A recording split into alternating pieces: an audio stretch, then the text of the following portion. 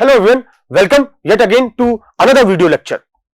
Now today we will be discussing the second part of the lecture that we were already doing earlier. My name is Ashwin Joglekar and I am from Resonance PCCP division, a faculty of Social Science.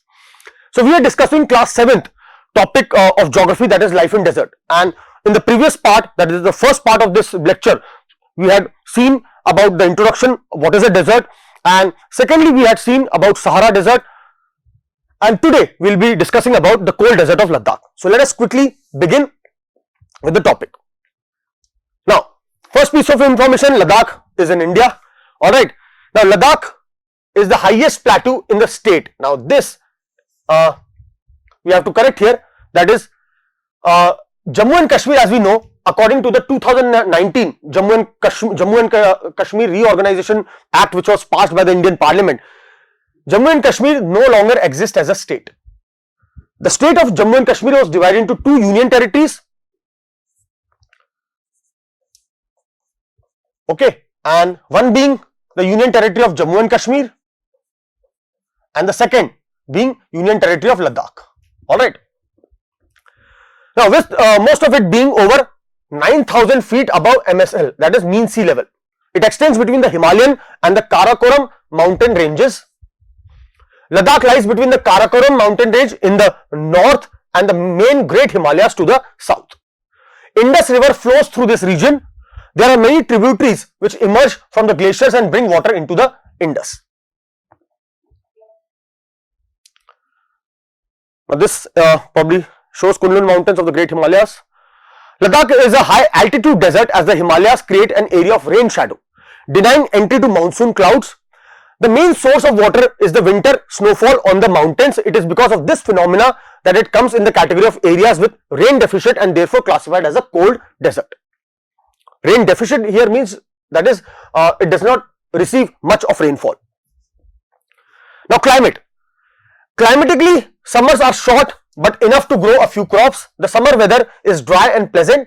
Temperature ranges from 3 to 35 degrees Celsius in summer and minimum range from minus 40 degrees Celsius in winter.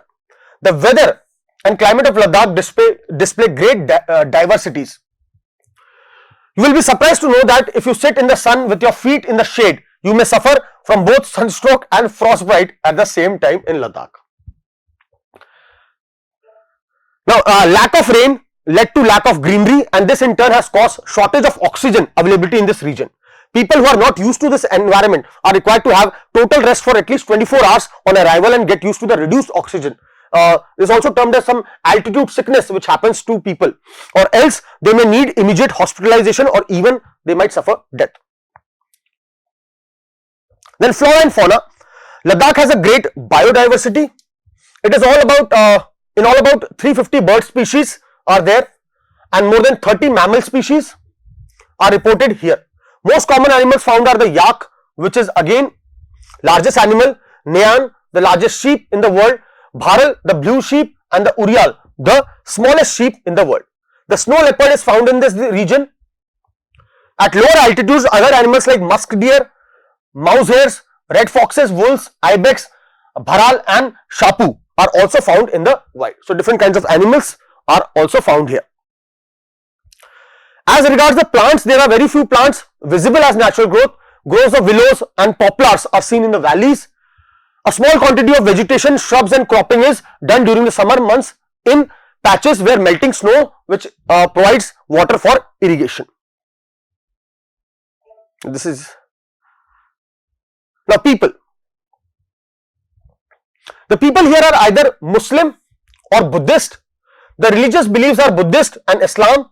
Some Hindu temples are also there and following are also exist from old times. For centuries, this region has enjoyed a stable and self-reliant agriculture economy based on growing barley, wheat, peas, buckwheat, peas, rapeseed and beans. So different types of crops are grown as per which suits the climatic conditions of this region.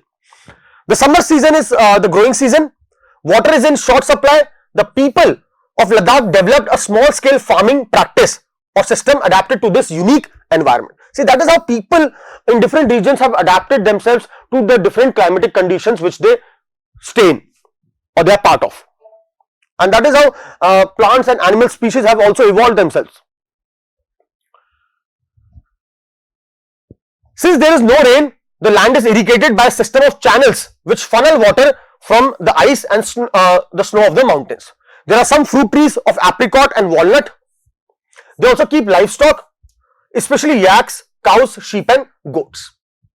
Another occupation of people is sheep rearing. The herdsmen are called changpas. They rear long-haired goats and sheep from whose fine hair, that is the famous Kashmiri pashmina shawls, are made. Quite famous and quite costly as well. Changpas live in temporary tents and are nomadic, going from place to place in search of pastures. So most of the nomadic tribes you will find, that is, they travel from place to place in search of food, fodder for animals, water. The people are engaged in trade mainly of wool in raw form. The men travel long distances seeking favorable prices, selling items like salt, dry fruits, cultured pearls, semi-precious stones, and in return they get tea, tobacco, grain, sugar and other essential goods. The women are very hardworking and do most of the jobs.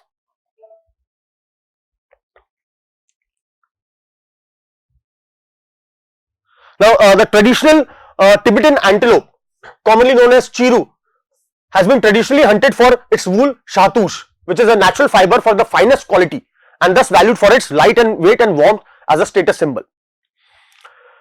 Now modernization and its impact. So modernization is has impacted the lives here as well, and how? Let's see. The modernization drive and developmental projects are changing the economy and cultural state of the region. The only problem with development is the harsh weather and blockage of road routes over the high mountain passes in the winter months. So for a substantial amount of time during the winter months, the roads, that is the road connectivity to Ladakh, is not there because of the extreme snow which happens. So it's all blocked. So which reduce the working days of the year. Food stocks are built up during the summer months so that they can last it for the winter months, so as to ensure survivability during the severe winters.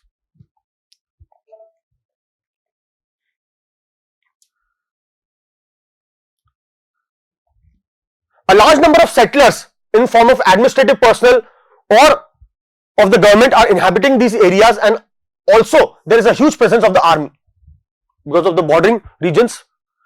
This has led to the growth of trade and business as well as employment opportunities for the local people there. There is an airport and road network is being improved. Tourism is picking up. There are some famous monasteries here. The monasteries of Ladakh are situated in scenic locations on hills and mountains and have a rich collections of Buddhist Thangka paintings, art and artifacts. The cinematic world has brought out the scenic beauty of this place as well. There are some very beautiful lakes like the Pangong Lake or Pangong Taso and the Taso Moriri. Tourists from across the world visit this region for exploring the quiet serenity of the cold desert and admire the culture and natural beauty of this area.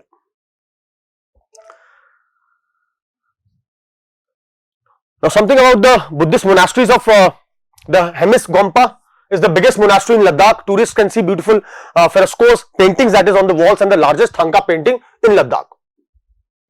Then Sechu festival held in June-July, which is characterized by colorful masked dances where you wear mask on your faces and then dance.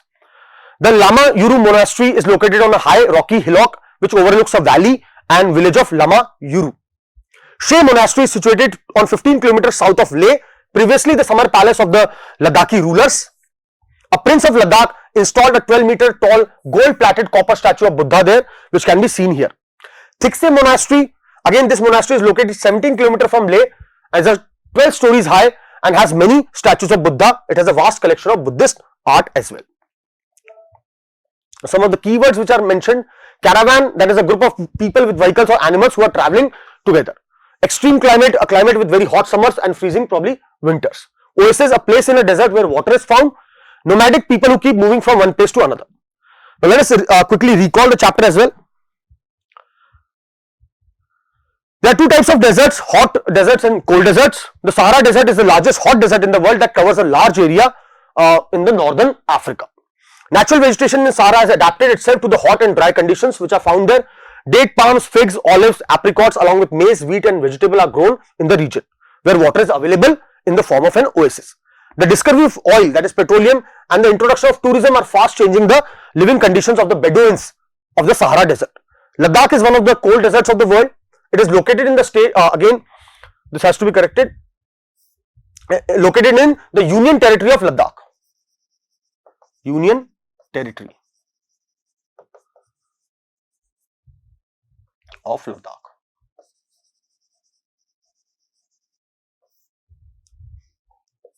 In India, it is a high mountainous area with river Indus draining it. Vegetation is sparse, that is minimum or less, with stunted willows, poplars and grasses which are found here. Alright, so this is all in this lecture. Thank you so much. See you in some other lecture.